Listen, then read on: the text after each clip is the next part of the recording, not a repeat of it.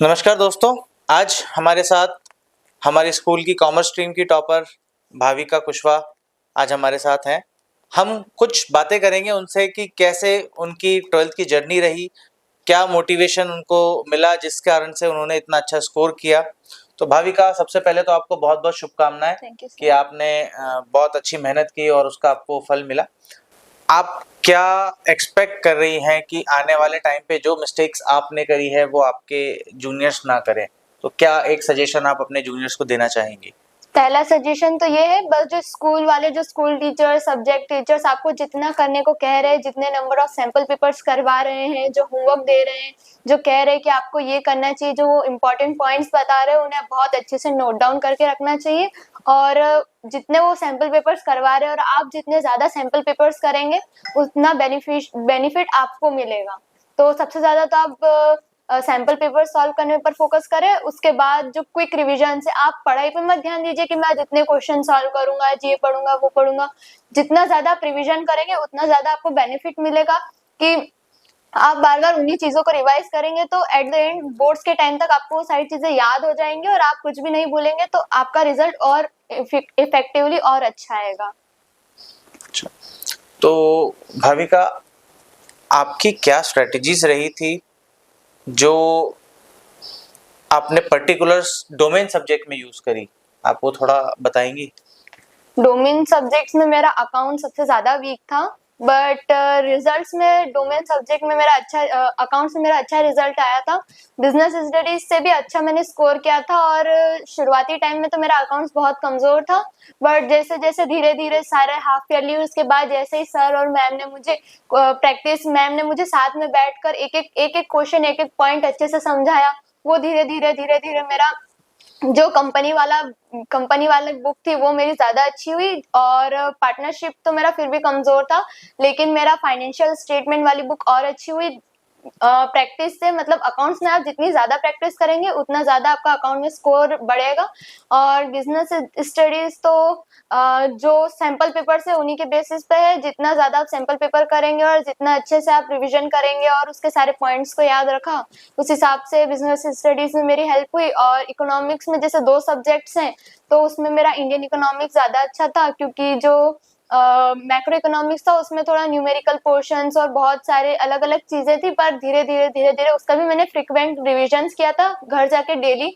जो सर ने पढ़ाया, जिस जिस चैप्टर का रिवीजन करवाया उतना उतना मैंने फिर से किया, तब जाके मेरा मैक्रो इकोनॉमिक्स भी अच्छा हुआ था। आपके क्या फ्यूचर प्लान्स हैं? आप क्या सोच रही हैं कि अब 12वीं के बाद आफ्टर 12th आप क्या करना चाह रही हैं? आफ्टर 12th मेरा गोल है कि मुझे सेबी रजिस्टर्ड एनालिस्ट बनना है, डाटा एनालिस्ट बनना है, जिसके लिए अभी मैं पोस्ट ग्रेजुएशन के लिए बीबीए प्लस एमबीए साथ में एलएलबी और एलएलएम करूंगी। और उसके बाद सेबी से मेरा कोर्स चलेगा तो उससे फिर मुझे डाटा एनालिस्ट बनना है। और इंडियन स्टैटिकल सर्विसेज में भी मुझे अपना ट्राई देना है ताकि मैं स्टैटिक्स और अच्छा कर पाऊँ। और साथ में ही मुझे एनआईएसएम की भी तैयारी करनी है। मतलब आपके बहुत सारे एम्पल ऑफ विजन्स हैं, जिसमें आपने कुछ बातें बताई, जैसे सेबी का बताया। सेबी का थोड़ा इलेबोरेट करेंगे? सेबी क्या है? इंडियन स्टैटिकल सर्विसेज क्या है? सेबी का फुल फॉर्म है security and exchange board of India. ये एक ऑनलाइन प्लेटफॉर्म है जहां पर पूरे इंडिया के और आउट ऑफ इंडिया के भी ट्रेडर्स अपना मनी इन्वेस्ट करते हैं और स्टॉक्स में अपना पैसा लगाते हैं, और जिससे उनको प्रॉफिट होता है तो वो और ज्यादा गेन करते हैं। और ये एक सेफ एंड सिक्योर प्लेटफॉर्म है इंडिया का जो सेबी रेगुलेट करता है, और इसका हेडक्वार्टर मुंबई में है। और जैसा कि वो स्टॉक्स में पूरा डिटेल्स में स्टॉक में कर सकते हैं, म्यूचुअल फंड्स में इन्वेस्ट कर सकते हैं, और सेबी में यही सब है। और एनआईएसएम उसका एक सेबी रजिस्टर्ड डेटा एनालिस्ट बनने के लिए एक स्टेप है। मान लीजिए कि आप जब तक एनआईएसएम और पोस्ट ग्रेजुएशन नहीं करते आप सेबी में रजिस्टर नहीं हो सकते। और इंडियन स्टैटिकल सर्विसेज के बारे में थोड़ा सा इलेबोरेट कीजिए। इंडियन स्टैटिकल सर्विसेज एक तरह की एग्जाम है जिससे अगर आप उसे पास करते हैं तो आप जो गवर्नमेंट है उसके पर्सनल स्टैटिकल सर्विसेज में आप जा सकते हैं। आप उनके गवर्नमेंट के स्टॉक्स और इन सभी को मेंटेन कर सकते हैं, और आपके पास इतनी पावर रहती है कि आप गवर्नमेंट के सारे स्टॉक्स को एनालाइज कर सकते हैं। आप उन पे एनालिसिस करते हैं और उसका डाटा एलोबरेट करते हैं। इतना अच्छा विजन लेकर के चल रही हैं, तो ये विजन जो है वो बनने के लिए बहुत सारे बच्चों को सोचना पड़ता है। तो क्या चीज़ें हैं जिसने आपका इतना क्लियर विज़न बना के दिया? सर वो मेरे पापा हैं जिन्होंने मुझे ये सब बताया है, और मेरे स्कूल के टीचर्स हैं जिन्होंने मुझे नई-नई एग्ज़ाम्स, नई-नई फ़ील्ड्स, नई-नई जगहों के बारे में बताया है। और स्पेशली तो मैं अपने पापा को सब कुछ डिनोट करना चाहूँगी कि अगर उनका स्कोप उस तरफ नहीं होता, वो नहीं चाहते, तो मुझे इस चीज़ के बारे में कभी पता ही नहीं चलता। तो मेरे पापा ने ही मुझे इन सभी फ़ील्ड्स के बारे में, चीज़ों के बारे में, सेबी के बारे में सब कुछ मेरे पापा ने बताया, और मैं अपने पापा का ड्रीम पूरा करना चाहती हूँ। अच्छा। आपका जो सक्सेस है उसमें आप कितना परसेंट कंट्रीब्यूट स्कूल को, कितना परसेंट कंट्रीब्यूट फैमिली को और कितना परसेंट कंट्रीब्यूट अपने फ्रेंड्स को देती है? 50% से ज़्यादा तो मेरे स्कूल का कंट्रीब्यूशन है, क्योंकि जितनी मेहनत मेरे स्कूल के टीचर्स ने, प्रिंसिपल्स ने, स्टाफ्स ने और मेरी फ्रेंड्स ने करी है, उतनी तो शायद किसी ने नहीं की होगी। स्पेशली जो मेरे सब्जेक्ट टीचर्स हैं, उन्होंने मुझे बहुत मोटिवेट किया है कि नहीं, आप कर सकते हो। जहाँ मुझे लगा था कि मेरे क्लासमेट्स मुझे छोड़, मतलब मेरे से आगे निकल जाएंगे, मैं उनसे पीछे रह जाऊंगी, तब मेरे टीचर्स ने मुझे रियलाइज कराया कि नहीं, आप कर सकते हो। और ये इन्होंने ही मुझे बहुत हिम्मत दी है कि मैं कर सकती हूँ। और बाकी कंट्रीब्यूशन मेरी फैमिली को और मेरे जो मैंने खुद प्रैक्टिस की है उसको। जनरली हम लोग ये देखते हैं कि बच्चों को कई सारे डिस्ट्रैक्शंस आते हैं और अभी जैसे हम लोग देखें तो अभी का जो एरा है 21st सेंचुरी का, उसमें टेक्नोलॉजी जो है बहुत ज़्यादा इफ़ेक्ट कर रही है बच्चों को। क्या कोई ऐसा हर्डल आपके सामने भी आया, आपने फेस किया, जिसमें आपको ये लगा हो कि मुझे अभी थोड़े टाइम के लिए मोबाइल फ़ोन से दूर रहना चाहिए, टीवी से दूर रहना चाहिए, या कोई एक पर्टिकुलर चीज़ है जिसको मुझे स्किप कर देना चाहिए ताकि मैं अपना परसेंटेज स्कोर कर सकूँ? सर टीवी तो हमारे हम कोई देखते नहीं है, और जो मोबाइल है, जैसे बहुत सारे बच्चे इंस्टाग्राम चलाते हैं, स्नैपचैट, फेसबुक, ट्विटर, ये सारी टेलीग्राम जैसी जगहों पे रहते हैं, उन किसी भी प्लेटफॉर्म पर मैं नहीं हूँ।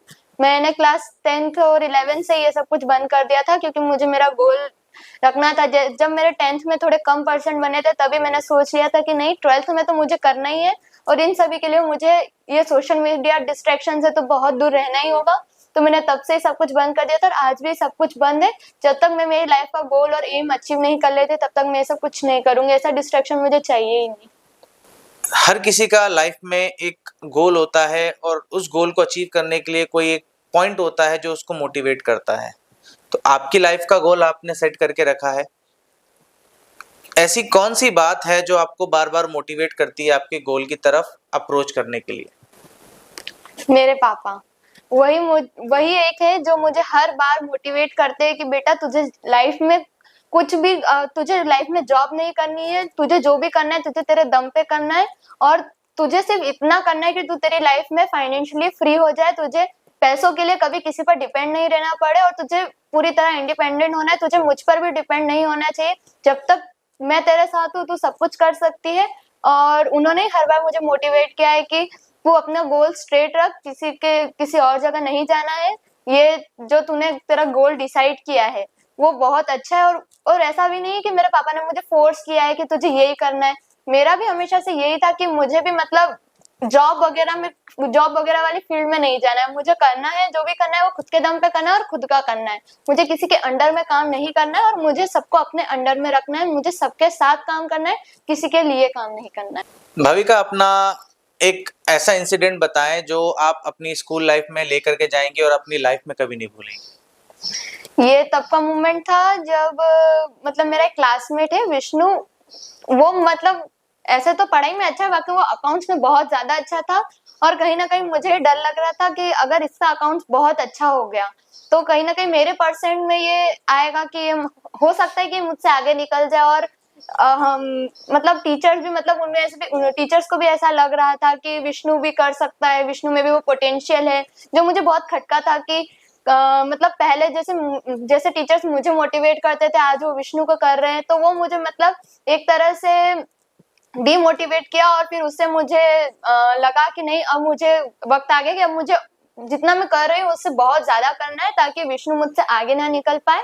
तो मैंने अकाउंट्स में फिर मेहनत की मैम के साथ पूरा टाइम बैठ के पूरा दिन बैठ के मैंने सिर्फ अकाउंट्स ही किया। तब जाके थोड़ा मेरा अकाउंट्स अच्छा हुआ, और जब रिजल्ट आया तब पता चला कि हाँ, मैंने कर लिया है।